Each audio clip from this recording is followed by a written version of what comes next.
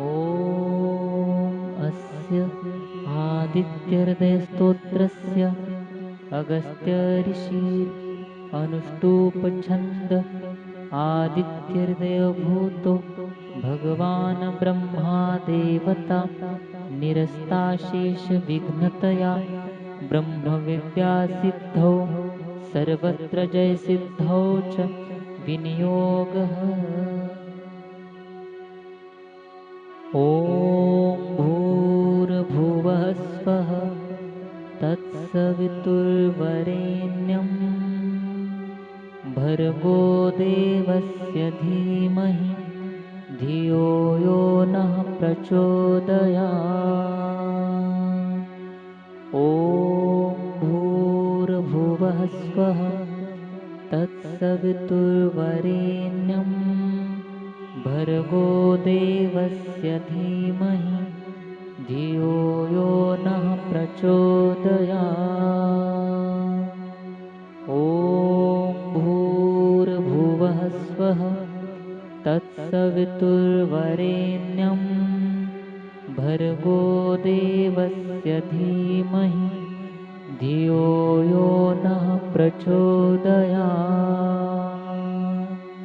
ततो युद्धपरिश्रान्तं समरे चिन्तया स्थितं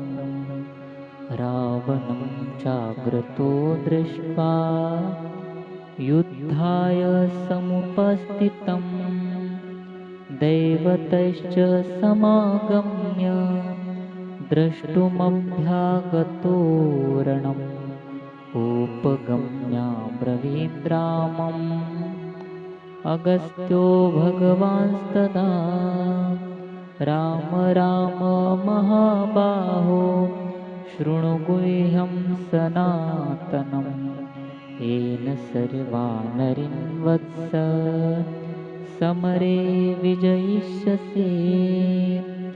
आदित्यहृदयं पुण्यं सर्वशत्रुविनाशनं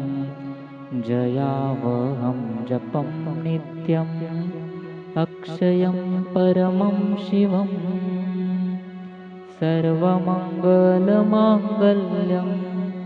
सर्वपापप्रणाशनं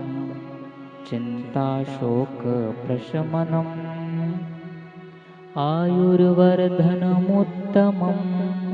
रश्मिमन्तं समुद्यन्तं देवासुरनमस्कृतं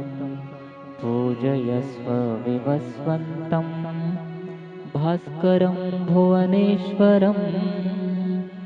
सर्वदेवात्मको हेश तेजस्वी रश्मिभावनः एष देवासुरगणान्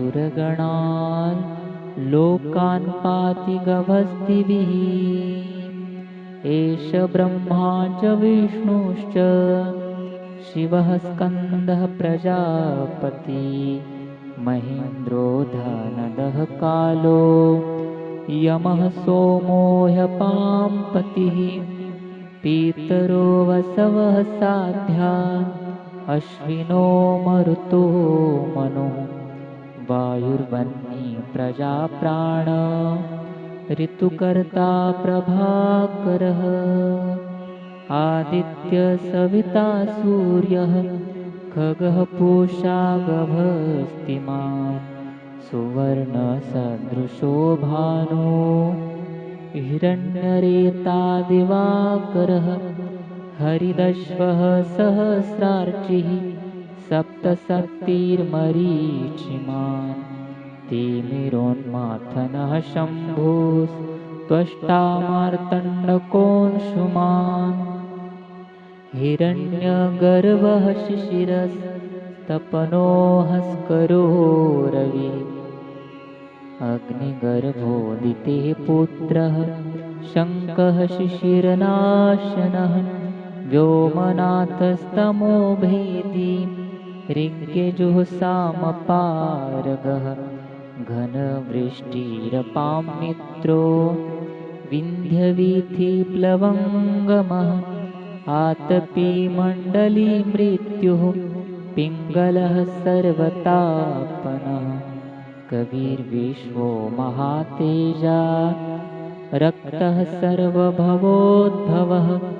नक्षत्रग्रहताराणाम् अधिपो विश्वभावनः तेजसामपि तेजस्वी द्वादशात्मन्नमोऽस्तु ते नमः पूर्वाय गीर्ये पश्चिमायाद्रये नमः ज्योतिर्गणानां पतये दीनाधिपतये नमः जयाय जयभद्राय हर्यश्वाय नमो नमः नमो नमः सहस्रांशो आदित्याय नमो नमः नमो उग्राय वीराय सारंगाय नमो नमः नमः पद्मप्रबोधाय प्रचण्डाय नमोऽस्तु ते ब्रह्मेशानाच्युतेशाय सूरायादित्यवर्चसे भास्वते सर्वभक्षाय रौद्राय वपुषे नमः तमोघ्नाय हिमघ्नाय शत्रुघ्नायामितात्मने कृतघ्नघ्नाय देवाय ज्योतिषां पतये नमः तप्तचामीकराभाय हरये विश्वकर्मणे नमस्तमोभिनिघ्नाय रुचये लोकसाक्षिणे नाशयत्येष वैभूतं तमेव सृजति प्रभुः पायत्येष तपत्येष वर्षत्येष गभस्तिभिः एष सुप्तेषु जागर्ति भूतेषु परिनिष्ठितः एष चैवाग्निहोत्रं च फलं चैवाग्निहोत्रिणां देवाश्च क्रतवश्चैव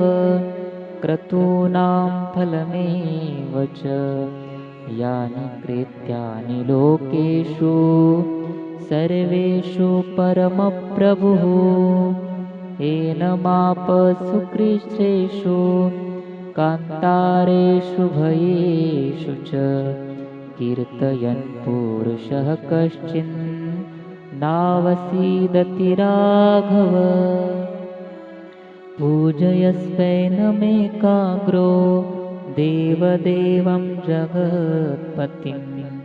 एतत्त्रिगुणितं जप्त्वा युद्धेषु विजयिष्यति अस्मिन् क्षणे महाबाहो रावणं त्वं जहीष्यसि एवमुक्त्वा ततोऽगस्त्यो जगाम स यथागतम् एतच्छ्रुत्वा महातेजा नष्टशोको भवत्तदा धारयामास सुप्रीतो राघवः प्रयतात्मवान् आदित्यं प्रेक्ष्य जप्वेदं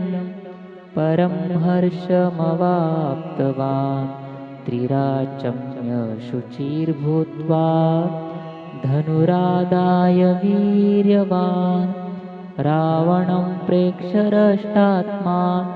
जयार्थे समुपागमत् सर्वयत्नेन महता वृतस्तस्य वधे भवत् अथर्ववीरवदन्निरीक्ष्य रामं मुदितमनः परमं प्रहृष्यमाणः निशिचरपतिसंशयं विदित्वा सुरगणमध्यगतो वचस्वरेति